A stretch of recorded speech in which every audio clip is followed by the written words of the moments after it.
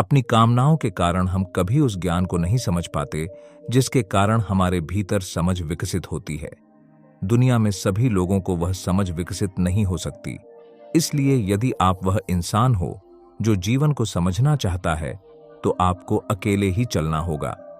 एक बार की बात है, एक महान राजा थे जिन्हें ज्ञान की गहरी लालसा थी। एक दिन उनके दरबार में एक प्रसिद्ध सन्यासी के आने की खबर मिली, जिसे सुनकर राजा बहुत प्रसन्न हुए।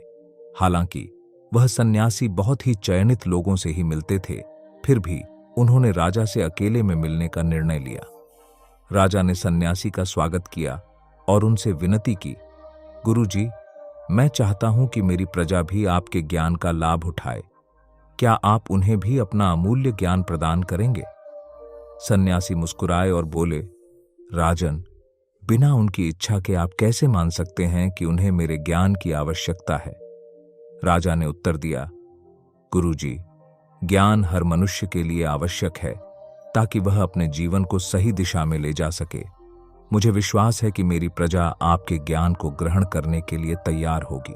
सन्यासी ने सोचा और कहा, यदि आपको लगता है कि आपकी प्रजा को मेरे ज्ञान की जरूरत है तो कल सुबह उन्हें लेकर मेरे निवास स्थान पर आइए।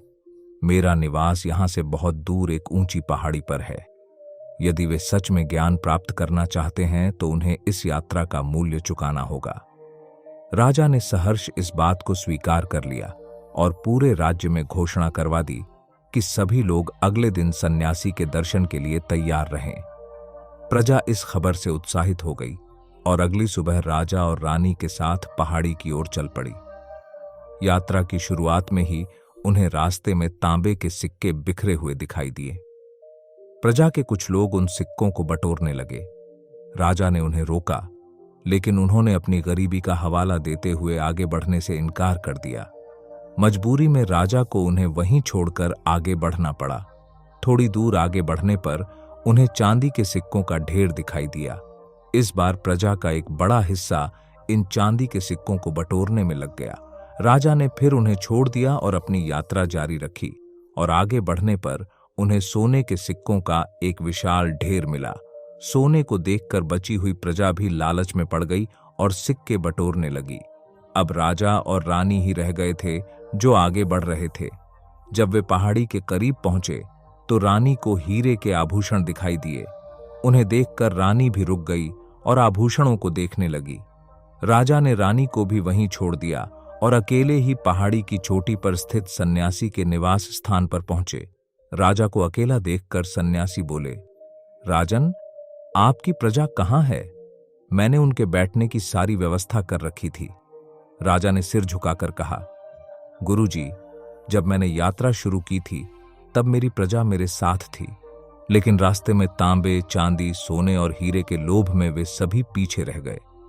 अब केवल मैं ही यहां तक पहुंच सका हूं। सन्यासी ने धैर्यपूर्वक कहा, राजन, अब आप समझ गए होंगे कि ज्ञान की राह पर मनुष्य को अकेले ही चलना पड़ता है।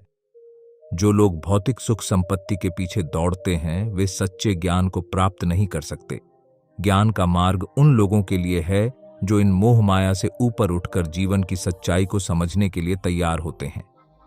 राजा ने विनम्रता से सन्यासी को धन्यवाद दिया और समझ गए कि सच्चा ज्ञान प्राप्त करने के लिए मनुष्य को अपनी इच्छाओं और लालसाओं का त्याग करना पड़ता है। राजा अपने महल लौट गए, यह जानकर कि जीवन में जो भी मूल्यवान है उसके लिए कभी कभी अकेले ही आगे बढ़ना पड़ता है।